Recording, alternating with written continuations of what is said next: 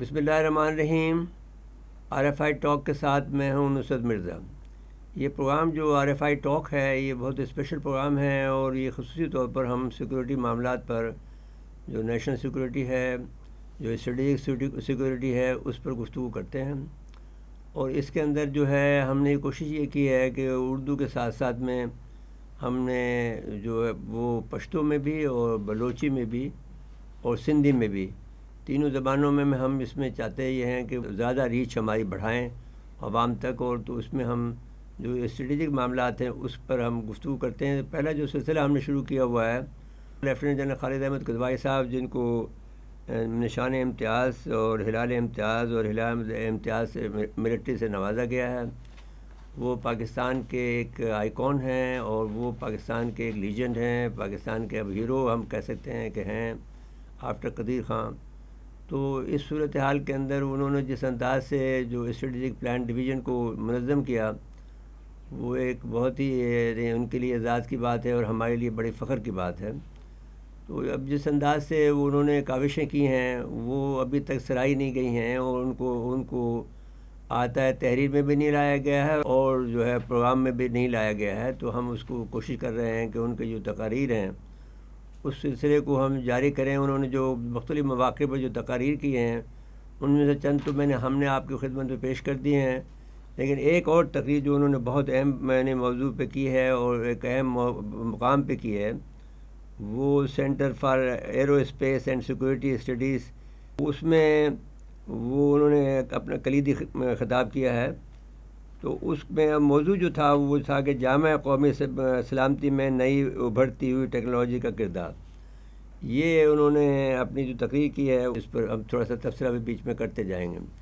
تو انہوں نے کہا ہے کہ خواتین و حضرات السلام علیکم، میرے لیے یہ بڑے اعزاز کی بات ہے کہ centre for Aerospace and Security studies کے سیمینار میں کلیدی خطبہ دینے کے لیے CASS جو کہ مخفف ہے یعنی centre for Aerospace and Security studies کا، اس میں کوئی موقع فراہم کیا ہے کہ بہت کم وقت میں اعلیٰ معیار کے علمی فکری کام انجام دینے، جس کا میں نے قریب سے مشاہدہ کیا۔ وہ یہ کہتے ہوئے خوشی ہو رہی ہے کہ CASS کے تحقیقی کام، پبلیکیشن اور آؤٹ ریچ بہترین ہے۔ میں ایئر مارشل فرحت حسین خان، ایئر مارشل اشفاق ارائین کا خصوصی طور پر شکر گزار ہوں کہ اس فکری نشست میں خطاب کا موقع فراہم کیا۔ سچ کہوں تو میں اس بات پر حیران نہیں ہوں کہ ایئر مارشل فرحت، ایئر مارشل اشفاق جیسے اعلیٰ معیار کے پیشہ ور افراد، ان کی ٹیم کے ارکان کو فضائیہ نے یہ فکری ذمہ داری سونپی ہے۔ مجھے اسٹریٹجی پلان ڈویژن اور ایئر فورس اسٹریٹجک کمانڈ، ہماری جو نیوکلیر کمانڈ اتھارٹی ہے، اس کا مخفف ہے۔ میں اپنے اوقات کے دوران ان دونوں سینئر افسران کے ساتھ مل کر کام کرنے کا اعزاز حاصل ہوا ہے۔ آپ کو ان دونوں ایئر افسران سے زیادہ سرشار اور فکری طور پر ہنرمند پیشہ ور نہیں مل سکتے۔ انہوں نے AFSC میں اپنے دور کے دوران بہت بڑا تعاون کیا، اور میرے خیال میں وہ یہاں CASS میں بھی بہترین ٹیم بنا چکے ہیں۔ آج کے سیمینار کا جو موضوع ہے جامع قومی سلامتی میں نئی ابھرتی ہوئی ٹیکنالوجیز کا کردار کا موضوع انتہائی منفرد ہے، جو ایک ہی وقت میں موجودہ اور مستقبل دونوں طرف سے اہمیت کا حامل ہے۔ زیادہ دور نہیں، مستقبل میں یہ بات کافی عرصے سے چلی آ رہی ہے، اور خاص طور پر پاکستان جیسے ممالک کے لیے سیکورٹی ماحول کے لیے جو بین الاقوامی کرش زون میں واقع ہے۔ اب کرش زون کی جو اصطلاح انہوں نے استعمال کی ہے وہ یہ ایک بہترین اصطلاح ہے کہ جہاں پر ایک بہت بڑا دباؤ ہے، اور جیسے آپ کرش زون آپ کہہ سکتے ہیں کہ ہر وقت دباؤ کا شکار رہتا ہے، اور اس میں کرش کی کیفیت آتی ہے، دباؤ کی کیفیت آتی ہے، اس کو مٹانے کی کیفیت آتی ہے، تباہ کرنے کی کیفیت آتی ہے۔ تو کرش زون میں جو واقعہ ہے اس میں متعلقہ اور اہم ہے، انہوں نے بین الاقوامی جیو پولیٹیکل پاور پلے کے کراس کرنٹ کا خمیازہ بھگتنا پڑتا ہے۔ اب کراس کرنٹ کا لفظ بھی انہوں نے استعمال کیا ہے کہ اگر کراس کرنٹ ہو جائے تو پھر بلاسٹ ہو جاتا ہے۔ تو انہوں نے کہا کہ ایسے جب صورتحال ہوتی ہے، جب پاور پلے ہو رہا ہے اور کراس کرنٹ بھی آ جائے تو پھر اس وقت کیا کیا جاتا ہے، تو یہ لوگ اس کا تجربہ رکھتے ہیں، اور اس کا خمیازہ بھگتنے کے لیے جو بھی حکمت ملی وضع کرنی پڑتی ہے کرتے ہیں۔ تو ہمارے علاقوں میں کھیلو، یہاں تک کہ جب یہ کہوں کہ میں بین الاقوامی جغرافی سیاست کے کھیل کے کراس کرنٹ کے باہمی تعامل کے علاوہ پاکستان تقسیم ہند کے نامکمل ایجنڈے کے نتیجے میں اپنے مشرقی پڑوسی کے ساتھ کشمیر پر غیر حل شدہ تنازع کے ساتھ اس کے نتائج بھی بھگت رہا ہے، لہٰذا پاکستان کے لیے جامع قومی سلامتی کی حرکیات مختلف قسم کے خطرے کے منظر ناموں کی ترجمانی کرتی ہے، جن میں اچھے پرانے طرز کے رابطہ جنگ سے لے کر غیر رابطہ جنگ تک، اور قومی سلامتی کے ارتقائی تصوراتی جو روایتی سے لے کر غیر روایتی تک، ان سب خطوں کو پاکستان کے قومی اور اسٹریٹجک منصوبہ سازوں کو مدنظر رکھنا چاہیے، اور اس پیچیدہ امتزاج میں اہم غیر ملکی اور نئی ٹیکنالوجی کے ظہور کو شامل کر سکتے ہیں، کیونکہ یہ نہ صرف عالمی سطح پر بلکہ اس سے بھی اہم بات یہ ہے کہ جنوبی ایشیا کے خطے میں پاکستان کے نقطہ نظر سے سال بسال تبدیلی آ رہی ہے۔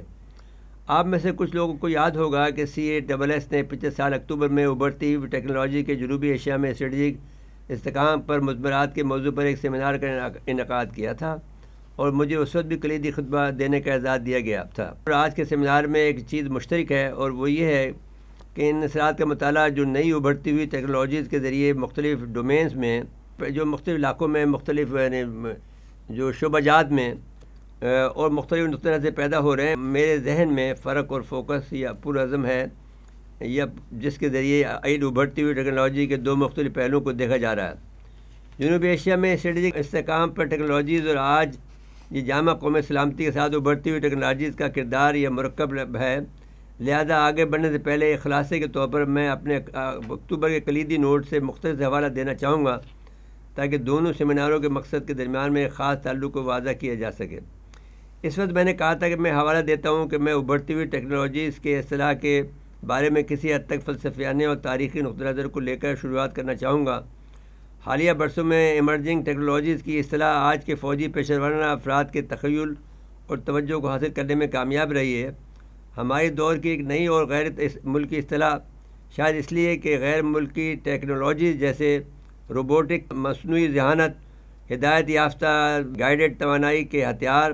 ہائپرسونک ہتھیار، سائبر جنگ، خلائی صلاحیتوں اور ڈرون وغیرہ میں بین کہکشاں جیسی ستاروں کی جنگوں کا تصور پیش کرتی ہے۔ دور دراز جنگ جس میں ایک چہرہ بے چہرہ دشمن کو نہ دیکھا جا سکتا ہو اور نہ منطقہ انتقام اور جوابی کارروائی کا اشارہ کیا جا سکتا ہو، ایک ویڈیو گیم جیسا ماحول، جیسا فلوریڈا میں بیٹھا ہوا ایک گمنام فرد اپنے ویڈیو اسکرین پر کھیلتا ہوا دماغ کو ہلا دینے والی درستی کے ساتھ اڑا سکتا ہے، اور کابل کے فلیٹ کی بالکنی میں کھڑے ایمن ظواہری کو اڑا سکتا ہے، یا کوئی بے چہرہ سائبر اسپیک ہیکنگ آپریشن جو ایک میگا سٹی کے بجلی کے گرڈ کو بند کر کے زندگی کو افراتفری میں ڈال سکتا ہے اور بڑے پیمانے پر مالی نقصان پہنچا سکتا ہے۔ ان میں کچھ ٹیکنالوجیز کے ذریعے پیدا ہونے والے اثرات میں روایتی ٹیکنالوجی سے کہیں زیادہ صدمہ، خوف، حیرت اور تباہی شامل ہے، جیسا کہ ہم جانتے ہیں کہ وہ کئی طریقوں سے ضرب لگانے والوں کو مجبور کرتی ہے کہ نام کے ٹیگ کے بغیر جنگ کا عمل کرے۔ ایسا لگتا ہے کہ ہم ابھرتی ہوئی ٹیکنالوجیز کے اس سکے کو آگے بڑھا چکے ہیں،